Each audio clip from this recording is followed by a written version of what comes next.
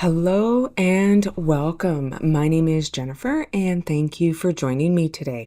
In this video, I am going to create a clean and simple card by using a beautiful stamp because for this card, the stamp really does make the card. So you can see here, I am going to be using the Dragonfly stamp from Pink Ink Designs.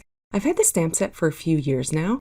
And it is very, very detailed. It is just so beautiful and elegant, and it is quite large, so it does take up quite a bit of room on the panel.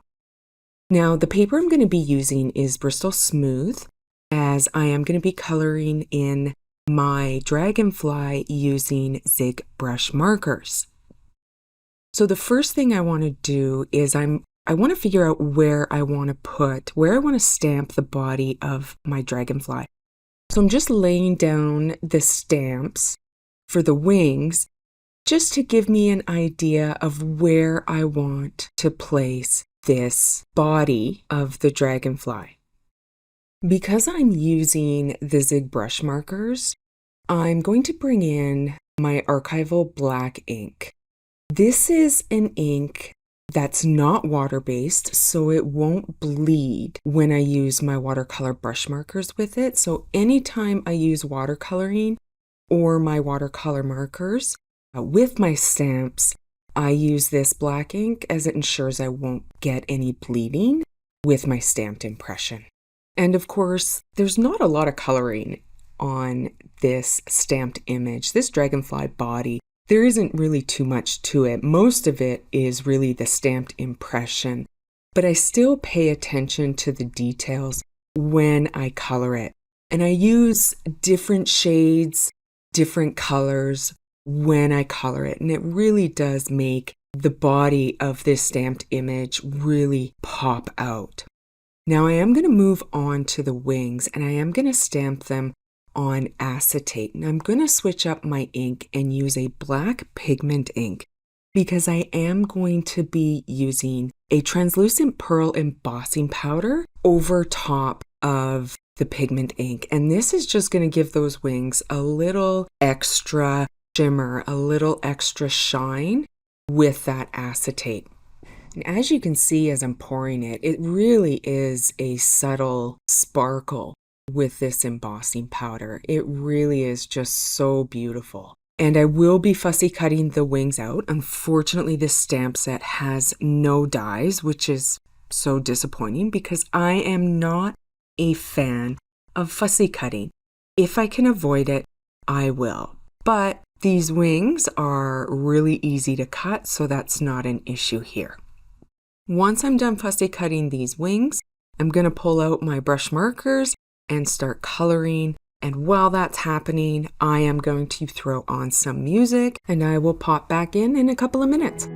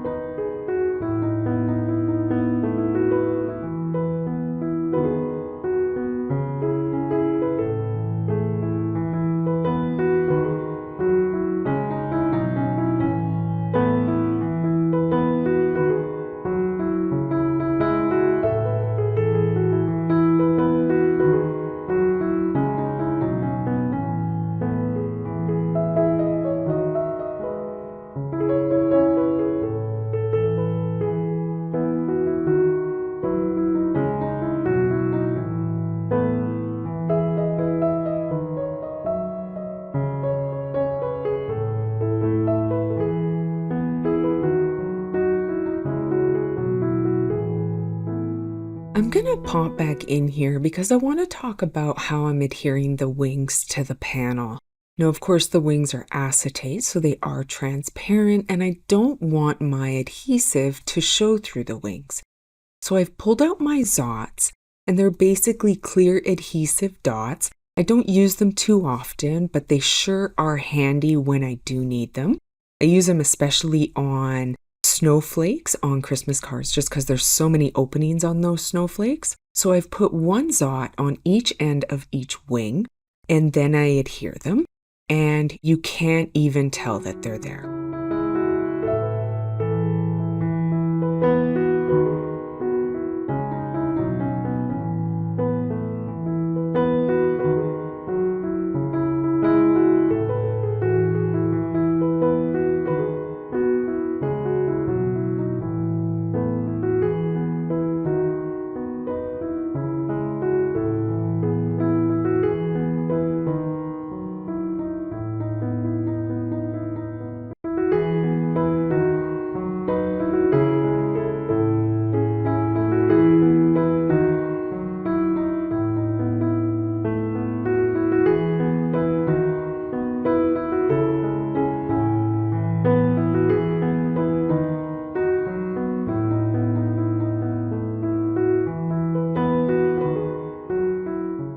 And here is my finished card.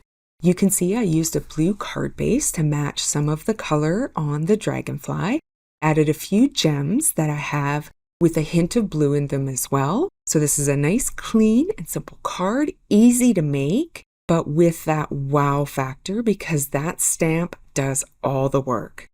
Thank you so much for joining me. I hope what you see here today inspires you to create something new. Please don't forget to like, comment, and subscribe, and I will catch you at the next project.